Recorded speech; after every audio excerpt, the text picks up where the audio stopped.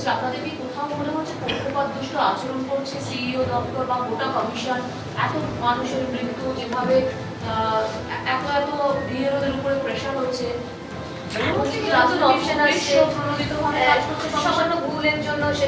একটা সময়ের অসংকুলন চোখে পড়েছে। সত্যি কথা বলতে কি পক্ষপাত দুষ্ট কিনা সেটা অনেক বড় কথা, সেটা আবার রাজনৈতিক তরজার মধ্যে চলে যাবে। তবে একটা কথা চোখের সামনে দেখতে পেয়েছি বা সেটা প্রত্যক্ষ করেছি, সেটা একটা ওভারঅল একটা অল্প সময়ের মধ্যে তাড়াহুড়োর মধ্যে দিয়ে কাজটা হচ্ছে, সেটা কিন্তু মানে প্রত্যক্ষ আমরা সকলেই করতে পারছি। মানে যেটা 1 বছর ধরে করা যেত হঠাৎ করে 2 মাসের মধ্যেই কেন এটাকে শেষ করতে হচ্ছে? 7,66,00,000 ভোটার, তাদের এই বিপুল সংখ্যক মানুষকে নিয়ে এত তাড়াহুড়ো করে করতে গিয়ে যে সমস্ত নির্বাচন কমিশনের সঙ্গে যারা যুক্ত তাদের প্রতিও আমরা সমব্যথী, যে তাদেরও তো কষ্ট হচ্ছে, দিন রাত তাদেরকে পরিশ্রম করে এটা করতে হচ্ছে, সেটা তো চিন্তার বিষয়।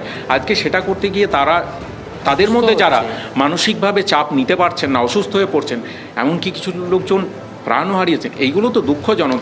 একজন স্বাধীন দেশের, আমাদের ভারতবর্ষের গণতন্ত্রের যে মহিমা, সংসদীয় গণতন্ত্রের, সেখানে এই বিষয়গুলো নিয়ে কথা বলার তো প্রয়োজন আছে, আলাপ আলোচনার প্রয়োজন আছে, সেগুলোই করা হয়েছে। আমরা না, এনআরসিসিএ আন্দোলনের সময় একটা স্লোগান হয়েছিল সারা দেশব্যাপী, আমরা মানে হঠাৎ করে আমরা 4 জন উঠে হাত তুলে বলিনি যে আমরা কাগজ দেখাবো না, হয়তো আপনিও বলেছিলেন জানি না।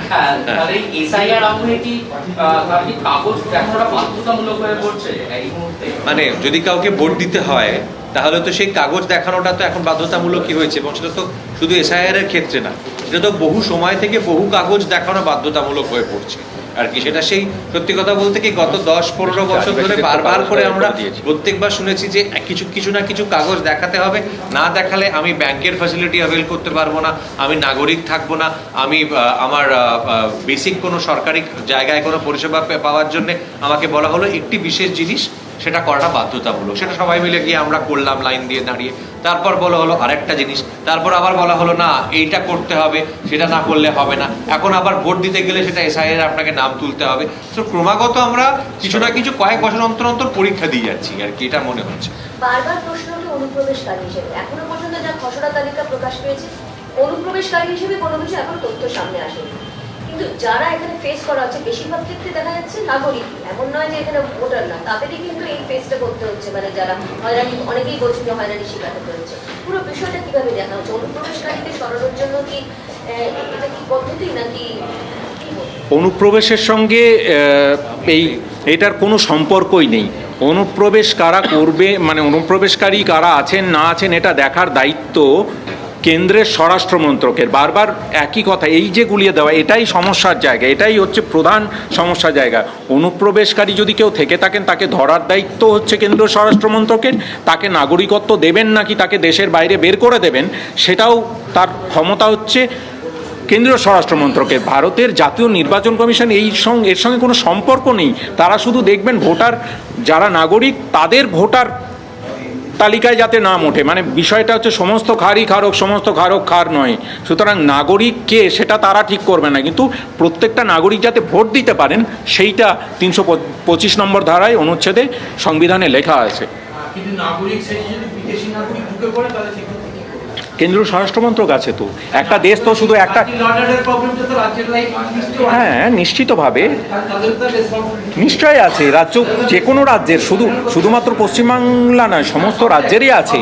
দেখুন আমাদের যুক্তরাষ্ট্রীয় পরিকাঠামোতে কেন্দ্র এবং রাজ্য দুজনের একদম সংজ্ঞাভাব মেনশন করে দেওয়া আছে কে কোন কাজটা করবে। সুতরাং বর্ডার সামলানোর দায়িত্ব হচ্ছে স্বরাষ্ট্রমন্ত্রকের, কেন্দ্রীয় স্বরাষ্ট্রমন্ত্রকের। তারপরে সেখান থেকে ভিতরে যদি ঢুকে আসে তাহলে কেন্দ্রীয় স্বরাষ্ট্রমন্ত্রকের কেন্দ্রীয় বিভিন্ন সংস্থা আছে, তারাও যেমন সক্রিয় থাকবেন, রাজ্যের পুলিশ প্রশাসন এবং গোয়েন্দা বিভাগ তারাও সক্রিয় থাকবেন, এবং এই যৌথভাবেই যদি কাউকে ধরা যায় তারপরে আবার সেটা কেন্দ্রীয় স্বরাষ্ট্রমন্ত্রকেই যাবে। স্বরাষ্ট্রমন্ত্রক তখন ঠিক করবেন যে তাদেরকে নিয়ে কি করা হবে। এই সম্পূর্ণ অধিকারটা কেন্দ্রীয় স্বরাষ্ট্রমন্ত্রকের।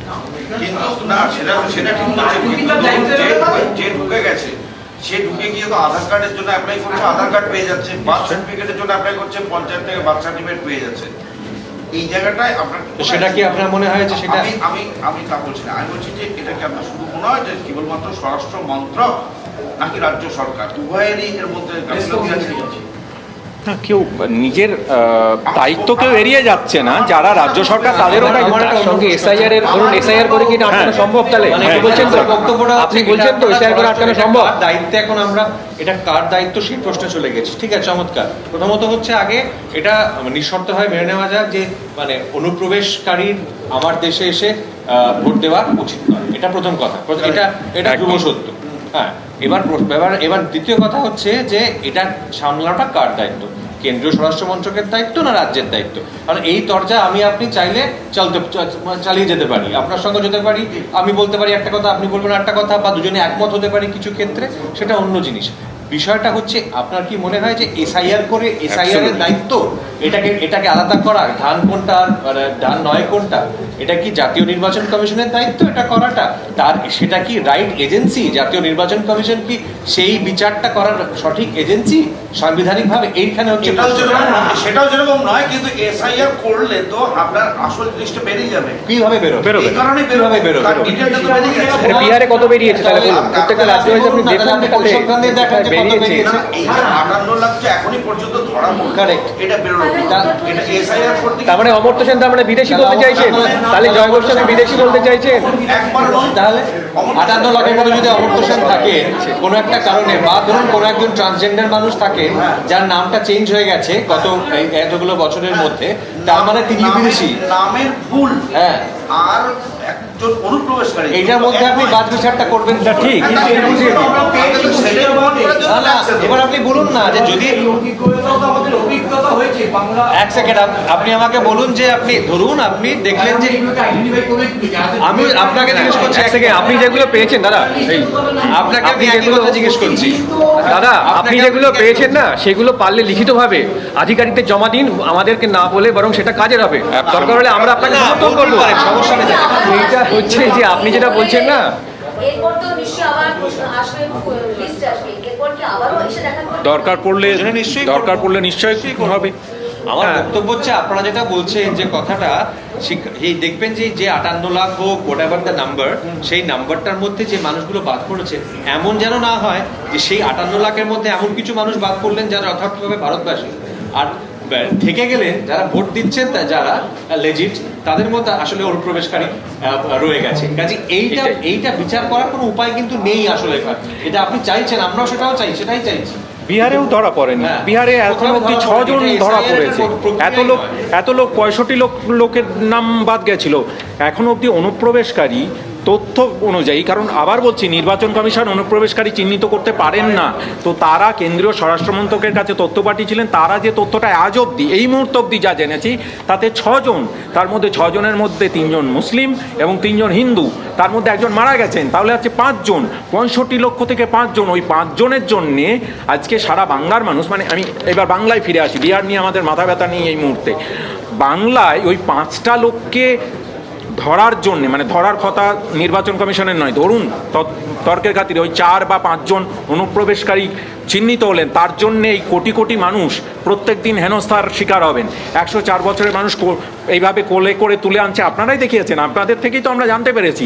তো তাকে আসতে হবে প্রমাণ করতে, ভারতবর্ষ স্বাধীন হওয়ার আগে থেকে তিনি ভারতবর্ষে বসবাস করেন, তাকে আসতে হবে প্রমাণ করতে যে তিনি এইখানের বৈধ ভোটার। প্রবলেমটা সেই জায়গায়। এবিপি আনন্দ, এগিয়ে থাকে, এগিয়ে রাখে।